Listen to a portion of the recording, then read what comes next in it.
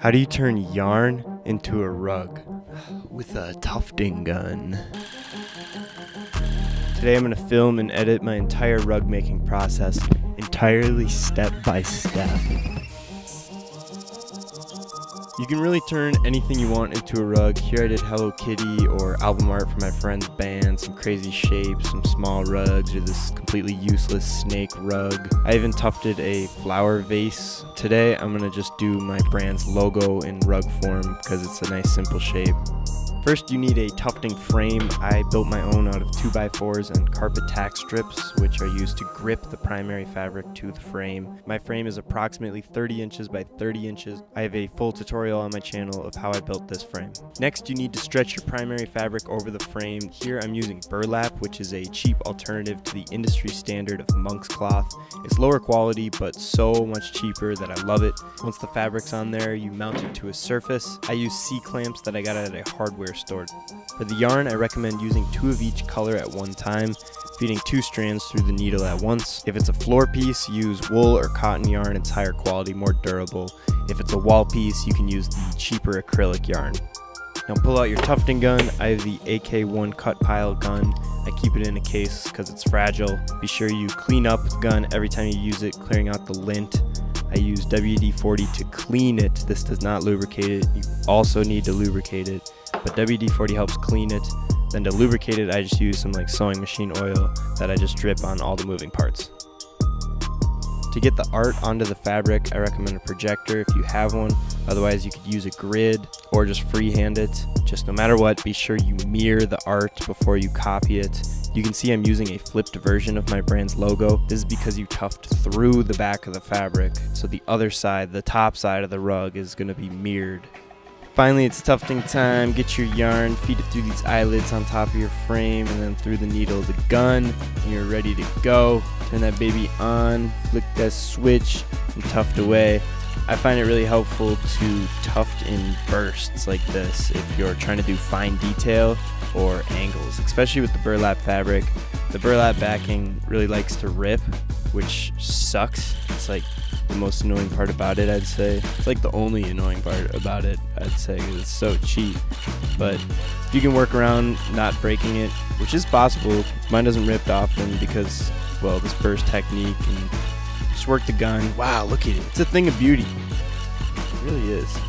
And then watching it fill up on the other side, fill it up, fill it up, fill it up. Time lapse here. But it's much quicker than doing it by hand, which is how they actually used to do it way back in the day.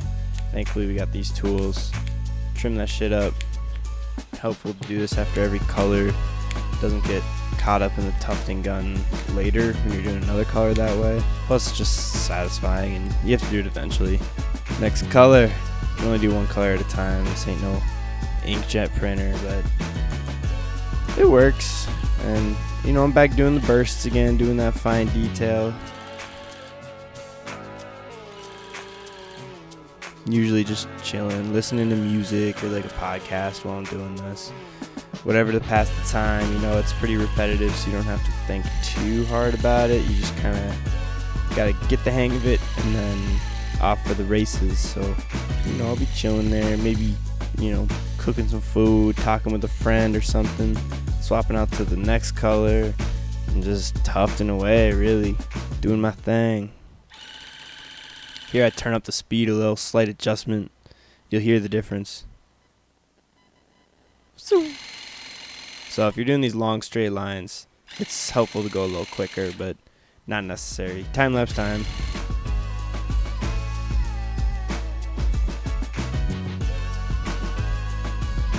If you're starting a new ball of yarn, pull the strand from the center, not the outside. It'll just feed continuously. Little pro tip. When tufting these rugs, it's a lot of time to just kind of think about stuff. The work gets pretty repetitive, as you can see, just filling in these spaces.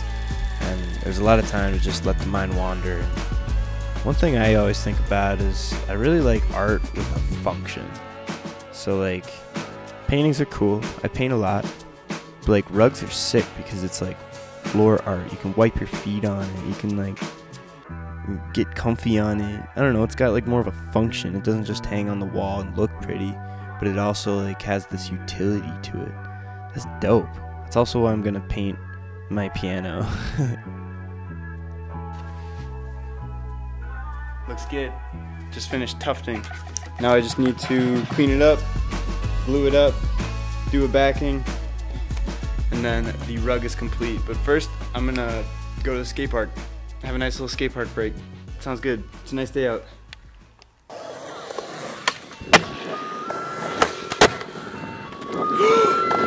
Ice cream! Hey! Thank you, Mike. Thank you! Yeah, have a nice day.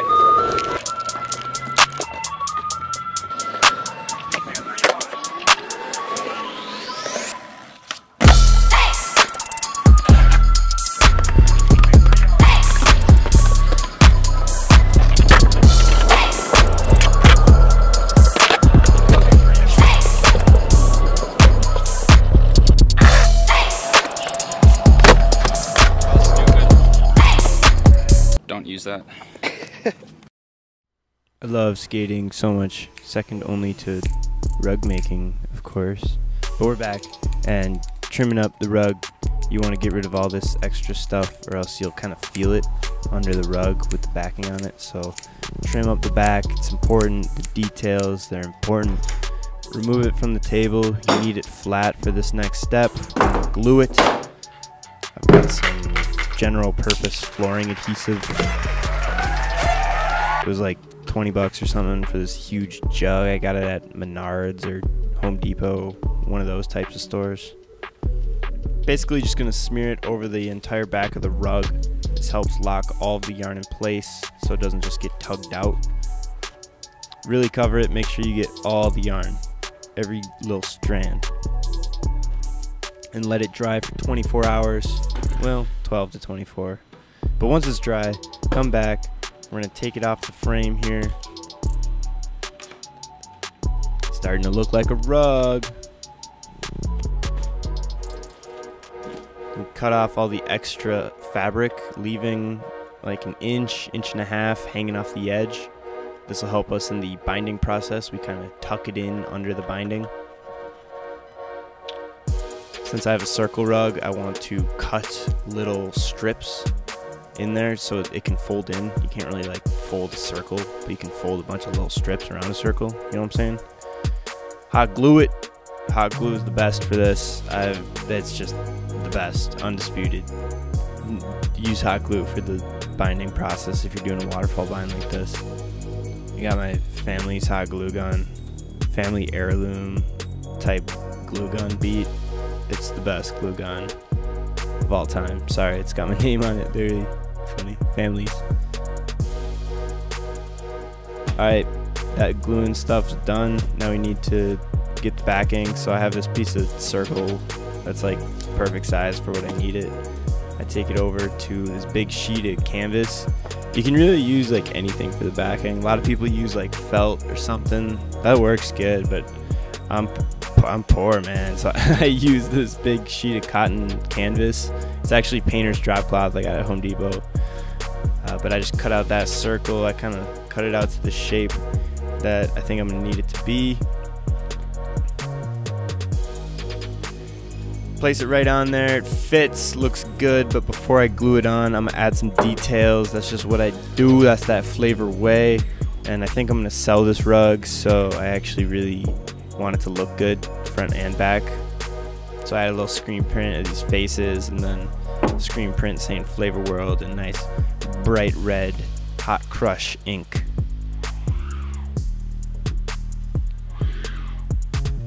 Boom, that's satisfying. But now it's time to glue it on. So to do this, I kind of do it in halves. So once I line it up, I'll fold it over and glue half at a time. Because that way, like, I'm positive right now the top half of the rug is lined up. You know, I didn't remove that. So if I fold it back, like with that side lined up, then the whole thing will be lined up. Does that make sense? So I just do half at a time. It helps a lot, especially with symmetrical shapes like this. When doing the gluing, make sure you get all the like the top where we've glued over the burlap, get some good glue up in there. You know, we really want to seal that down. Like, hot glue is quick, but it's not like that strong. So like, really glue that shit down, you know. And then get this, fold it back over, pat it down. Very good. Now we do the other side. Make sure you get the whole rug, so kind of pull the glued part back over to where you can see that first half. Glue it down. A lot of glue doesn't hurt, you know. Really glue it up. Smooth it on. Boom. I used to use spray adhesive for that backing part, and spray adhesive dries a lot quicker than this stuff, but man, it's just like toxic. Like, oh, I don't think it works as well either, but mainly just like that toxicity. I would like breathe it in and like have a headache for like 2 days. Like, terrible stuff. So next step, to trim it up. See, we got all these loose pieces of yarn sticking out looking stupid, so we got to make it pretty, doing the details. I use some shears, some shavers, I think they're actually called. Like, they're literally just like hair clippers. They work all right. I mean, they get the job done, but I don't love them. I used to just do it with scissors, and it takes a little longer that way, but I think it ends up looking a little better if you just use scissors. I have some friends like Shelly, shout out Shelly. She does this like crazy trimming on her work where she really like goes in between each color and kind of like bevels it in a way where the colors pop out. Ooh! It looks amazing. It looks amazing. I'll show some of her work because it's incredible, but I don't do that because it takes so long and I'm impatient. I don't know. Maybe I should. See, now I'm thinking I should. But anyways, even a little bit of trimming, the basic stuff, really helps it out. Definitely trim it up. Look at that. It's much flatter, much smoother, much cleaner. It's just a better rug. Now flip that thing over. I'm a huge advocate for signing your rugs, which is funny because I actually never sign my paintings. But for some reason the rugs, I'm like, I need to sign it. You gotta sign it. So I'm doing a little art here, flavoring it up, flavor blasting it. You know, some faces. I have my signature at the end. Just making it pretty, inside and out. That's how we do it. That's the flavor way. Now the rug is complete. However, this is an item from a brand, so I gotta, you know, fix up the studio and get some nice little videos. Here's kind of what I shot. I ended up selling this rug as a one of one. Sold it on the website. Someone picked it up pretty quick. They must have liked this little video, me getting comfy on the rug. Whew! That beautiful studio, all that art. Fake grass, gotta love it. Looking good. Little bonus step, shipping the rug out, because I did sell it, so I'm gonna show you kind of how I pack them up. Just so you know, I was unsure at first, but really I just roll it up pretty tight. It's a little unfortunate because then when it arrives it's a little curled, but they flatten out. I don't know, just unfortunate. I wish I could ship it flat, but that would cost way too much. So I roll it up and then I wrap it in this plastic wrap stuff. This is just like moving wrap. I think I got it at Home Depot as well. Same place as that glue stuff.